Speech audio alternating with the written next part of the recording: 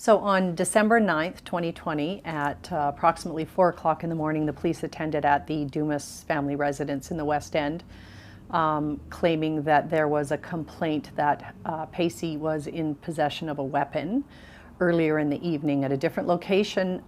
We don't, to this day, know any more facts about those allegations. Ms. Dumas allowed the police to enter her home without a warrant and look around the house to make sure there were no weapons, and none were found, none were located. And the officers asked Pacey and his brother Blair, 18 and 19 years old at the time, to come outside so they could speak with them, which they cooperated and did. They were both asked to lay on the ground on their stomachs, which they did. Blair was put in handcuffs. Pacey may or may not have been put in handcuffs at that point in time.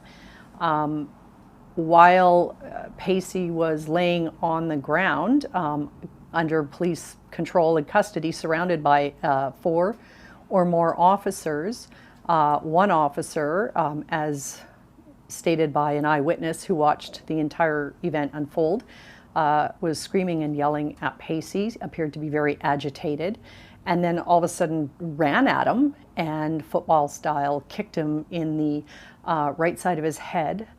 It's an aggravated assault by criminal code standards.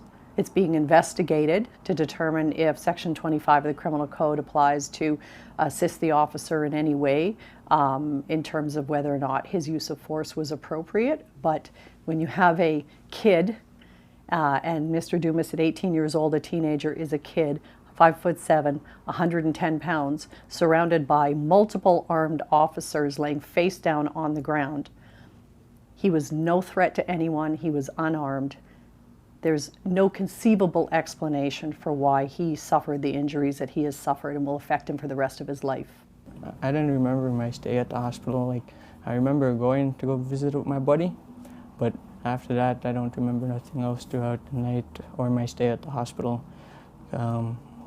I was there for like maybe a week, maybe 9 days, and after the day after what the cops did to me after my surgery and stuff, my grandma came visit me at the hospital, and I guess she said I didn't remember her. And when they told me that, like a couple of months later, it kind of hurt because I didn't know I didn't remember my grandma, because she was the one that practically raised me and my brother. So it kind of hurt after a while. I just want my story to be out there so people can know what happened and everything, and how it made me feel, like mentally and stuff. I have my days where I'm like real depressed and can't sleep, can't eat, be staying up real long, and I have my days where I'm sleeping all day till the nighttime, till the next day. It's too much anxiety for me. It's hard for me to try to get some sleep when I'm constantly thinking about that night, what happened and why they did what they did to me, even though they said that we were being like compliant with them, like listening.